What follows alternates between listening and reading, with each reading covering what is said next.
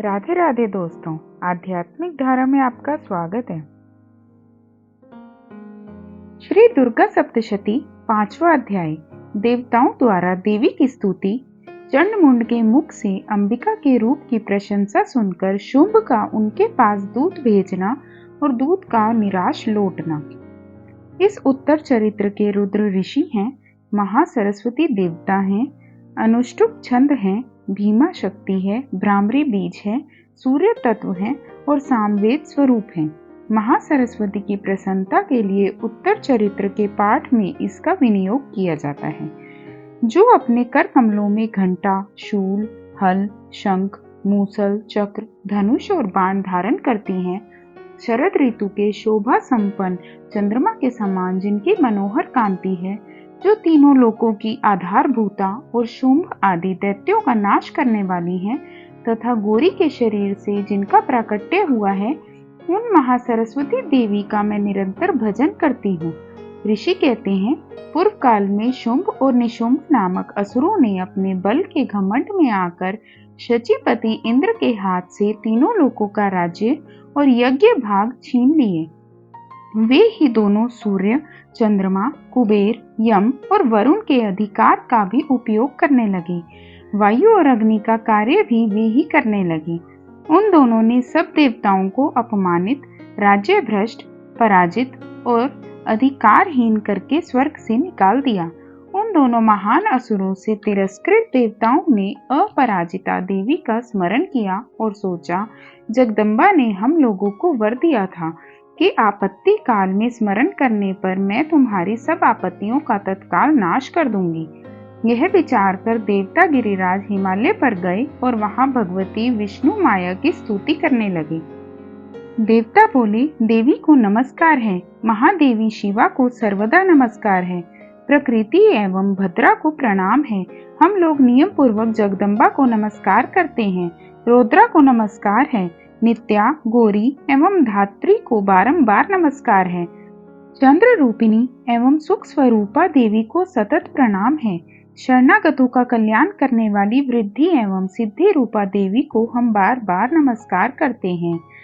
राक्षसों की लक्ष्मी, राजाओं की लक्ष्मी तथा शर्वाणी स्वरूपा आप जगदम्बा को बार बार नमस्कार है।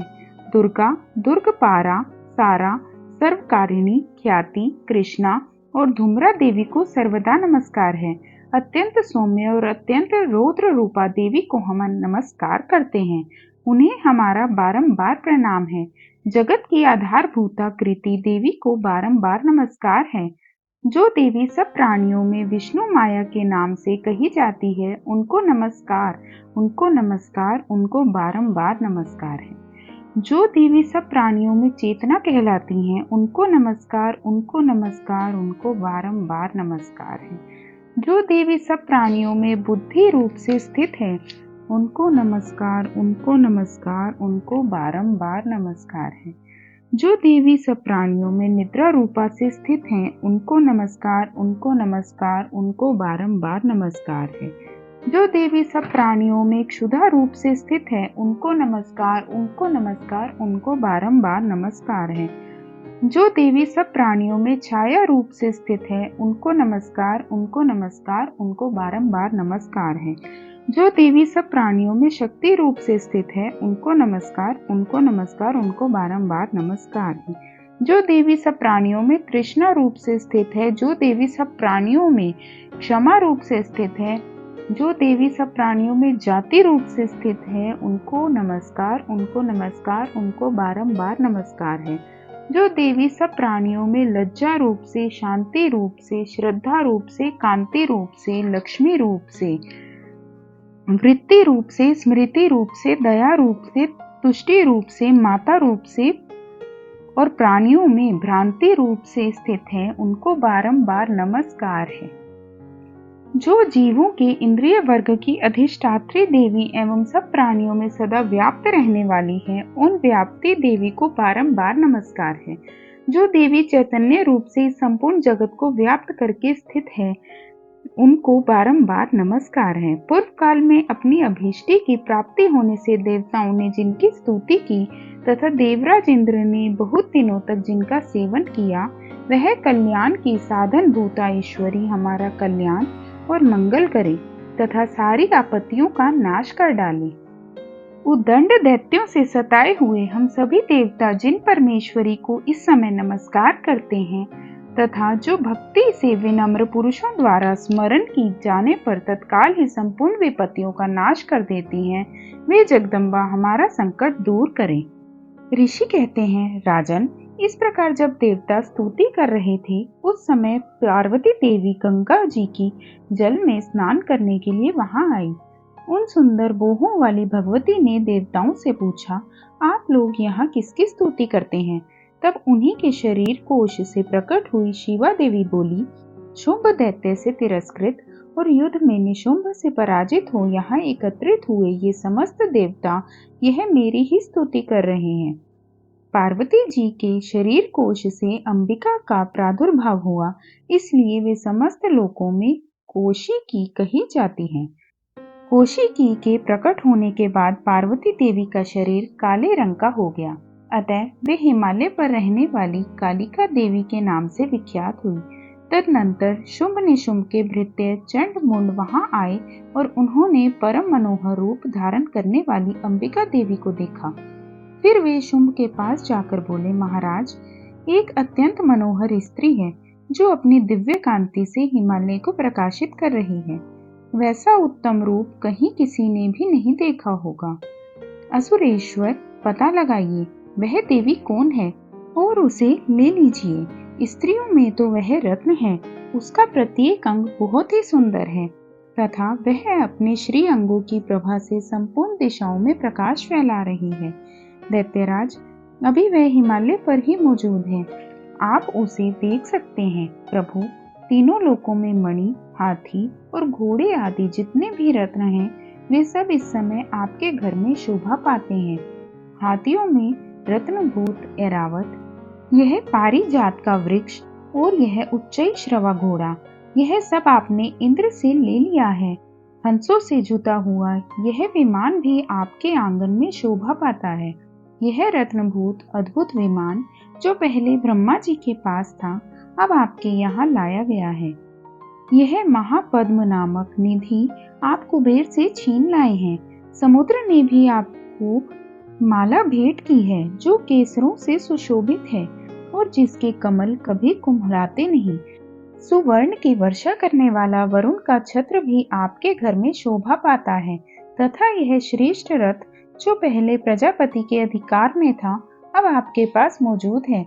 दैत्येश्वर, मृत्यु की उत्क्रांतिदा नाम वाली शक्ति भी आपने छीन ली है और वरुण का पाश और समुद्र में होने वाले सब प्रकार के रत्न आपके भाई निशुंभ के अधिकार में हैं। अग्नि ने भी स्वतः शुद्ध किए हुए 2 वस्त्र आपकी सेवा में अर्पित किए हैं। दैत्यराज, इस प्रकार सभी रत्न आपने एकत्र कर लिए हैं। फिर जो यह स्त्रियों में रत्न रूपी कल्याणमयी देवी है, इसे आप क्यों नहीं अपने अधिकार में ले लेते? ऋषि कहते हैं, चंडमुंड का यह वचन सुनकर शुंभ ने महादैत्य सुग्रीव को दूत बनाकर देवी के पास भेजा और कहा, तुम मेरी आज्ञा से उसके सामने ये बातें कहना और ऐसा उपाय करना जिससे प्रसन्न होकर वह शीघ्र ही यहाँ आ जाए। वह दूत पर्वत के अत्यंत रमणीय प्रदेश में जहाँ देवी मौजूद थी गया और मधुर वाणी में कोमल वचन बोला। दूत बोला, देवी, दैत्य राज शुंभ इस समय तीनों लोकों के परमेश्वर हैं। मैं उन्हीं का भेजा हुआ दूत हूँ और यहाँ तुम्हारे ही पास आया हूँ। उनकी आज्ञा सदा सब देवता एक स्वर से मानते हैं, कोई उसका उल्लंघन नहीं कर सकता। वे संपूर्ण देवताओं को परास्त कर चुके हैं। उन्होंने तुम्हारे लिए जो संदेश दिया है उसे सुनो। संपूर्ण त्रिलोकी मेरे अधिकार में है, देवता भी मेरी आज्ञा के अधीन चलते हैं। संपूर्ण यज्ञों के भागों को मैं ही पृथक पृथक भोगता हूँ। तीनों लोकों में जितने श्रेष्ठ रत्न हैं, वे सब मेरे अधिकार में हैं। देवराज इंद्र का वाहन ऐरावत जो हाथियों में रत्न के समान है, मैंने छीन लिया है। क्षीर सागर का मंथन करने से जो अश्व रत्न उच्चई श्रवा प्रकट हुआ था, उसे देवताओं ने मेरे पैरों पर पड़कर समर्पित कर दिया है। सुंदरी, उनके सिवा और भी जितने रत्नभूत पदार्थ देवताओं, गंधर्वों और नागों के पास थे, वे सब मेरे ही पास आ गए हैं। देवी, हम लोग तुम्हें संसार की स्त्रियों की रत्न मानते हैं, अतः तुम हमारे पास आ जाओ, क्योंकि रत्नों का उपभोग करने वाले हम ही हैं।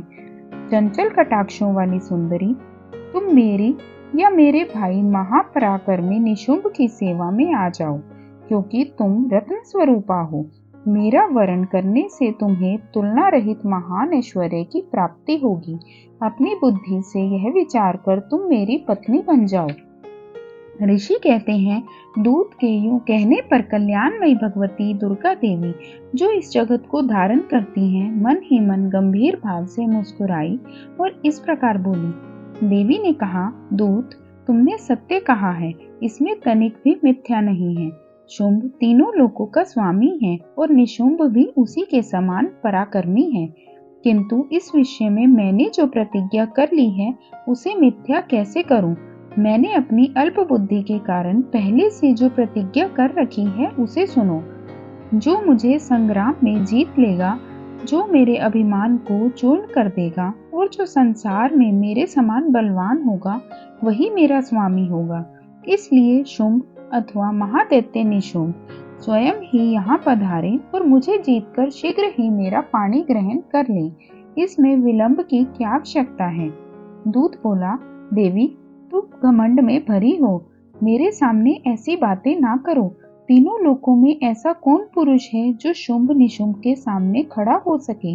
देवी, अन्य दैत्यों के सामने भी सारे देवता युद्ध में नहीं ठहर सकते, फिर तुम अकेली स्त्री होकर कैसे ठहर सकती हो? जिन शुंभ आदि दैत्यों के सामने इंद्र आदि सब देवता भी युद्ध में खड़े नहीं हुए, उनके सामने तुम स्त्री होकर कैसे जाओगी? इसलिए तुम मेरे ही कहने से शुंभ निशुंभ के पास चली जाओ। ऐसा करने से तुम्हारे गौरव की रक्षा होगी, अन्यथा जब वे केश पकड़कर घसीटेंगे तब तुम्हें अपनी प्रतिष्ठा खोकर जाना पड़ेगा। देवी ने कहा, तुम्हारा कहना कठिन है। शुंभ बलवान है और निशुंभ भी बड़े पराक्रमी हैं, किंतु क्या करूं?